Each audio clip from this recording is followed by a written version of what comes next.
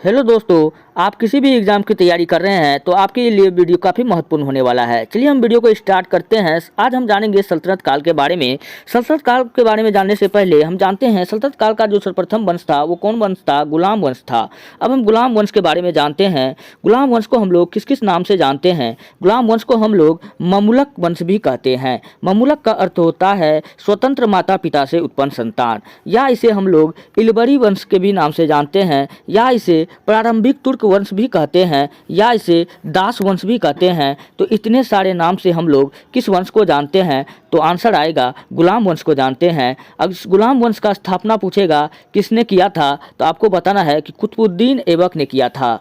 कब किया था? तो 1206 ईस्वी में किया था। वहीं अगर कुतुबुद्दीन ऐबक का कार्यकाल पूछे तो 1206 से 1210 तक ये रहा था। ये पहला सुल्तान था। पहला सुल्तान पूछेगा सल्तनत काल में कौन था? तो कुतुबुद्दीन ऐबक था। चलिए इनकी कुछ उपाधि के बारे में हम लोग जानते हैं। भारत में तुर्क साम्राज्य का संस्थापक पूछेगा कौन था? तो आपको बताना है कुतुबुद्दीन ऐबक। और ये लाखों का दान करता था, इसलिए इसे लाख बख्श या पीर बख्श के नाम से भी जाना जाता है। और ये तेजी से कुरान पढ़ लेता था, इसलिए इसका नाम क्या रखा गया? कुरान खां रखा गया। आप ये भी बात याद रख सकते हैं। और बचपन में ये चूँकि पूर्णिमा के दिन पैदा हुआ था, पूर्णिमा को हम लोग कहते हैं बद्र, और इसका बचपन का नाम बदरुद्दीन भी था। आप ये भी बात याद रख लीजिए। चलिए हम लोग बढ़ते हैं नेक्स्ट प्रश्न में। मोहम्मद गोरी सर्वप्रथम कुतुबुद्दीन ऐबक को आमिर ए आखुर यानी अस्तबल का प्रधान का पद दिया था। मोहम्मद गोरी ने कुतुबुद्दीन ऐबक को कौन सा पद दिया था? तो अमीर ए आखुर यानी अस्तबल का प्रधान का पद दिया था। चलिए कुतुबुद्दीन ऐबक राजधानी अपना कहाँ बनाया था? तो कुतुबुद्दीन ऐबक ने अपनी राजधानी लाहौर बनाया था। कहाँ बनाया था? लाहौर बनाया था। कुतुबुद्दीन ऐबक की मृत्यु पूछेगा कैसे हुआ था? तो आपको बताना है कि 1210 में पोलो या चौगान खेलते समय घोड़े से गिरने के कारण इनकी मृत्यु हो गई। उस घोड़ा का नाम क्या था? तो सुब्रत था। क्या नाम था भैया? उस घोड़ा का नाम था सुब्रत।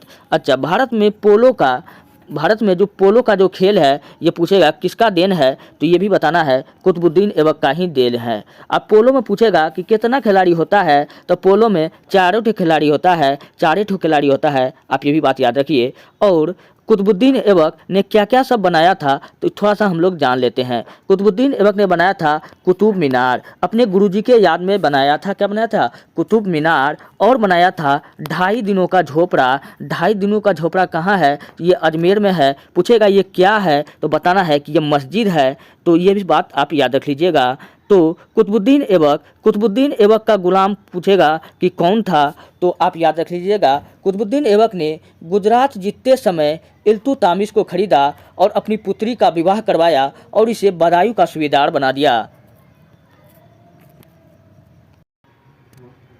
दोस्तों वो कुतुबुद्दीन ऐबक जो खुद मोहम्मद गोरी का गुलाम था, अब इन्होंने ही एक गुलाम को पाल लिया इल्तुतमिश को, और इसलिए इल्तुतमिश को हम लोग कहते हैं गुलामों का गुलाम। और इल्तुतमिश को अपना गुलाम बनाया और कुछ समय बाद अपनी पुत्री से इनका विवाह भी करवाया। अब इल्तुतमिश जो है इनका क्या हो गया? इल्तुतमिश जो है कुतुबुद्दीन ऐबक का ससुर बन गया। तो इस प्रकार जो होता है, तो कुतुबुद्दीन ऐबक का मृत्यु कुछ समय बाद जब हो जाता है तो कुतुबुद्दीन ऐबक का जो पुत्र था उसका नाम था आराम शाह। क्या नाम था? आराम शाह। और इनका जो दामाद था अब कौन हो गया? यही गुलाम इल्तुतमिश हो गया।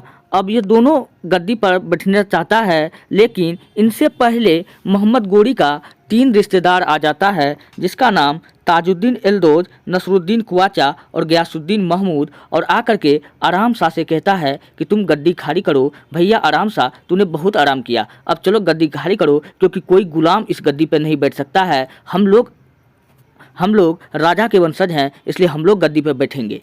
तो आराम शाह कहा ऐसे कैसे खाली कर दे, हम अपनी जीजा इसको बुलाते हैं, इल्तुतमिश को बुलाते हैं। तो इल्तुतमिश आया और तीनों से डील किया। कहा कि हम अपनी पुत्री का विवाह, ताजुद्दीन एल्दोज को कहा कि हम अपनी पुत्री का विवाह तुमसे करवाएंगे। नसरुद्दीन कुआचा को कहा कि हम अपनी बहन का विवाह तुमसे करवाएंगे। गयासुद्दीन महमूद को कहा कि हम तुमको लाहौर दे देंगे बदले में।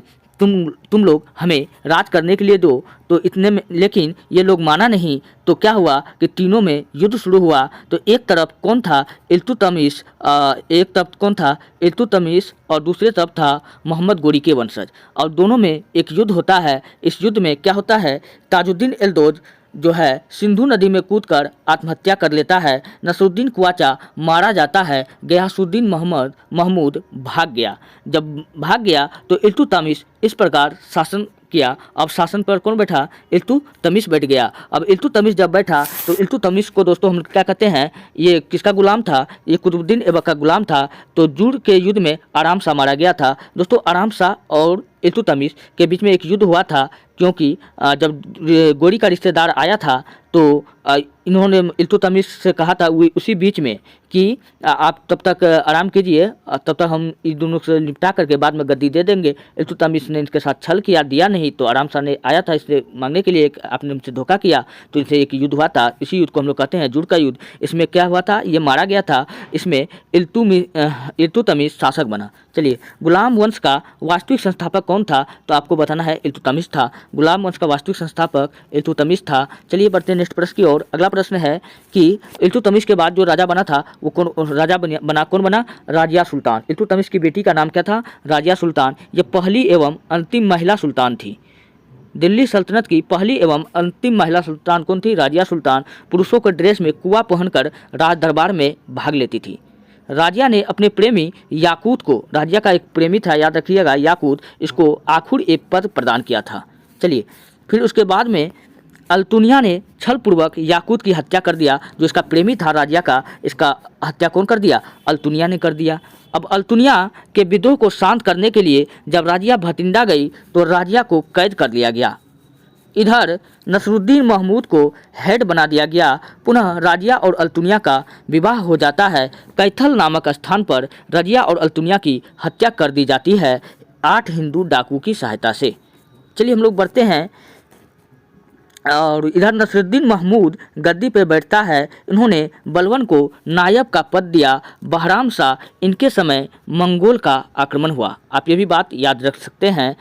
चलिए, अब इधर नायब का पद किसको मिला, बलवन को मिला। अब इसके बाद जो राजा बनेगा बहराम शाह के बाद बलवन के बाद में हम लोग देखते हैं जो बलवन अब जब गद्दी पर बैठा तो बलवन जो था इन्होंने राजस्व का सिद्धांत का प्रतिपादन किया। इन्होंने गद्दी पर बैठते ही सर्वप्रथम जो तुर्कानी ए चहलगानी जो ग्रुप था 40 अमीर सरदार का, इसको समाप्त कर दिया। इसको क्यों समाप्त कर दिया दोस्तों, बलवन के बारे में कहा जाता है कि ये लाशों की गद्दी बनाकर, लाशों की ढेर लगाकर गद्दी पर बैठा। बलवन का एक स्टेटमेंट है, मैं जब भी किसी अमीर को देखता हूँ तो मेरे नारे में क्रोध उत्पन्न हो जाता है और मेरी तलवार चीख चीख कर कहती है कि मैं इस गरीब का गर्दन काट दूँ। तो बलवन वो व्यक्ति था जो गरीबों से बहुत घृणा करता था। तो बलवन ने क्या दिया था, राजस्व का सिद्धांत का प्रतिपादन किया था।